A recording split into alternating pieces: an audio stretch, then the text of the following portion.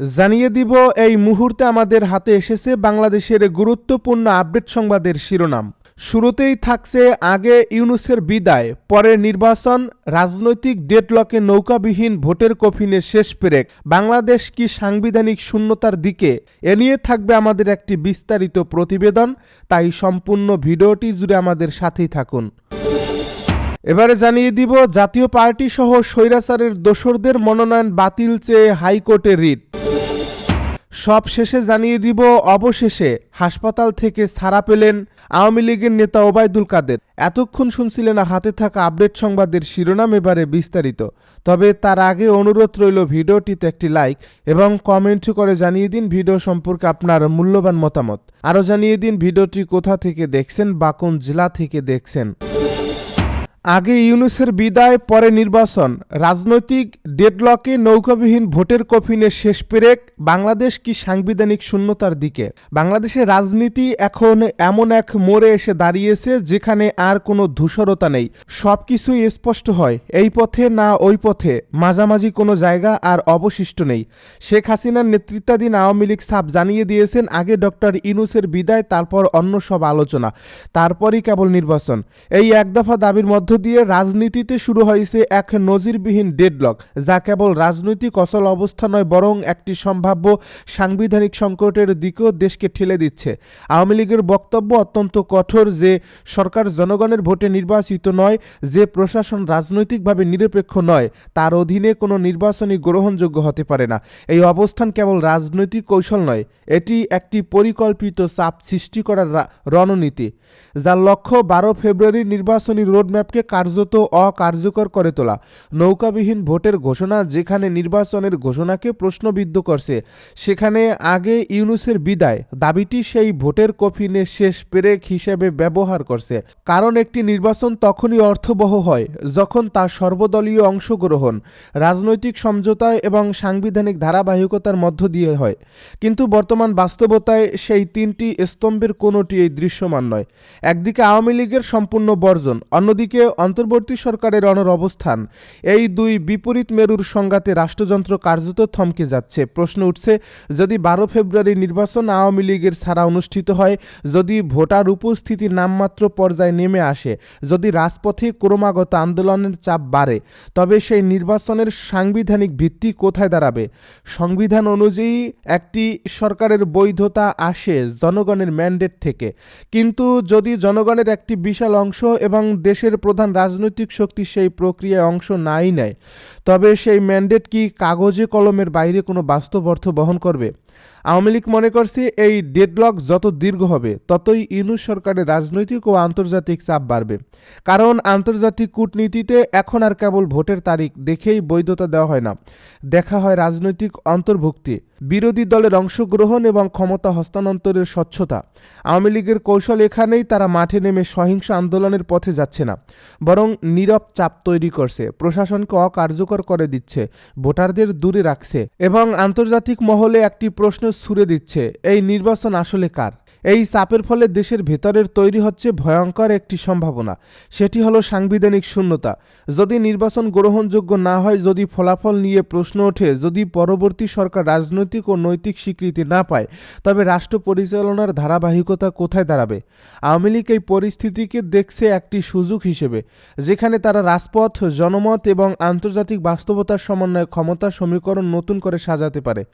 অন্যদিকে ইউনূস সরকার পড়ছে এক গভীর সংকটে, একদিকে নির্বাচন করতে হবে, অন্যদিকে সেই নির্বাচন যত এগিয়ে আসছে ততই তার বৈধতা ক্ষয়ে যাচ্ছে। এই ডেডলকের কেন্দ্রে রয়েছে একটি মৌলিক প্রশ্ন, বাংলাদেশ কি একটি একতরফা নির্বাচনের ঝুঁকি নিতে পারে, নাকি শেষ মুহূর্তে কোনো বড় রাজনৈতিক সমঝোতার দিকে যেতে বাধ্য হবে? রাজনীতির অন্দরমহলে আলোচনা চলছে 12 ফেব্রুয়ারির আগেই বড় কোনো পরিবর্তন আসতে পারে, হয় সরকার কাঠামোতে, নয়তো নির্বাচনী রোডম্যাপে। কারণ বর্তমান সমীকরণে একটি বিষয় পরিষ্কার, নৌকা ছাড়া ভোট মানে কেবল একটি প্রতীক বাদ দেওয়া নয়, এটি বাংলাদেশের সবচেয়ে বড় রাজনৈতিক বাস্তবতাকে অস্বীকার করা। আর সেই অস্বীকার যত গভীর হচ্ছে, ততই ক্ষমতার মসনদ নড়বড়ে হয়ে উঠছে।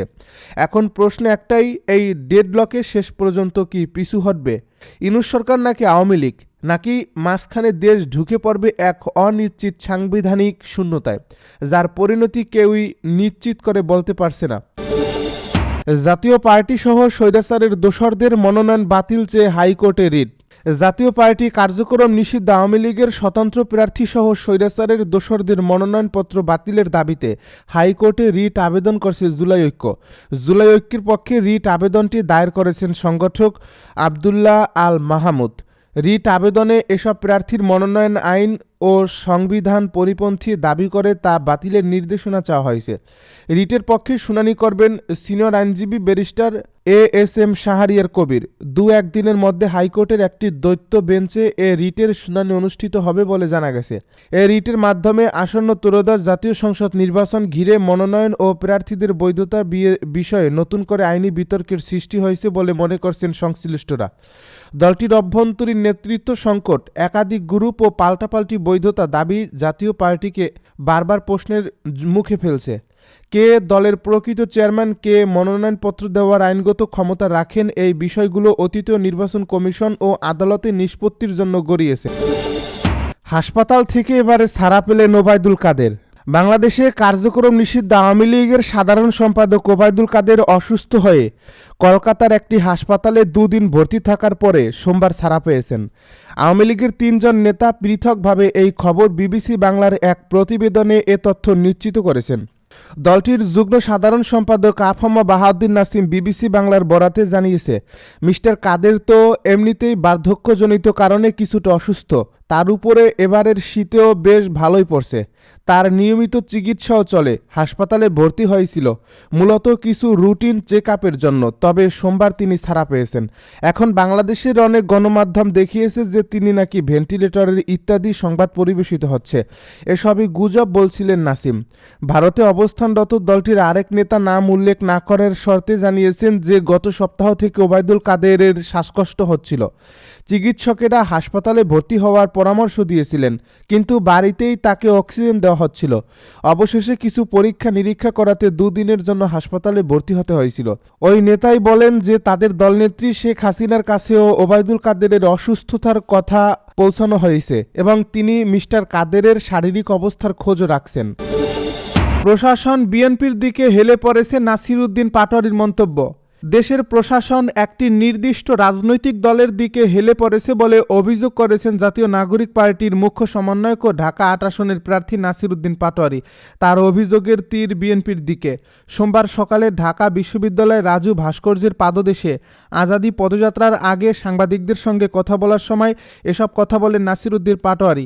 এ সময় তিনি পুরো বাংলাদেশকে আজাদ অঞ্চল হিসেবে উল্লেখ করেন। নাসির উদ্দিন পাটোয়ারি বলেন, আমরা বিভিন্ন জায়গা থেকে তথ্য পাচ্ছি প্রশাসন একটি দলের দিকে হেলে পড়েছে, সেই দলটি হলো বিএনপি।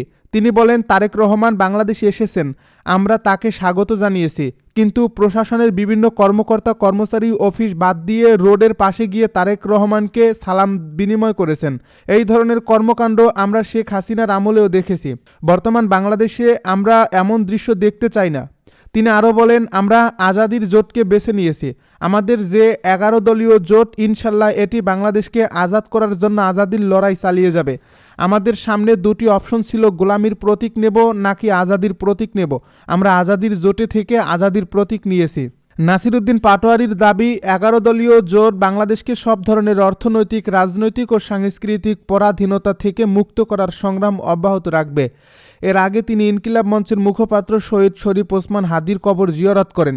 জামায়াতে ইসলামী নেতৃত্বাধীন 11 দলীয় জোট মনোনীত এই প্রার্থী বলেন, শহীদ ওসমান হাদির বিচার নিশ্চিত করা এবং তিনি যে আজাদির লড়াই শুরু করেছিলেন তা সম্পন্ন করাই এখন আমাদের প্রধান দায়িত্ব।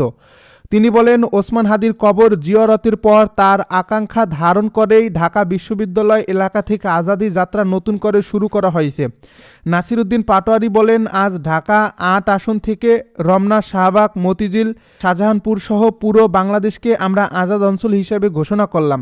এই অঞ্চলে যদি কেউ চাঁদাবাজি, সন্ত্রাসী কার্যক্রম বা দখলদারিত্বে জড়িত হয়, তাহলে আপনারা আজাদির স্লোগান তুলে তাদের গ্রেপ্তার করে প্রশাসনের হাতে তুলে দেবেন।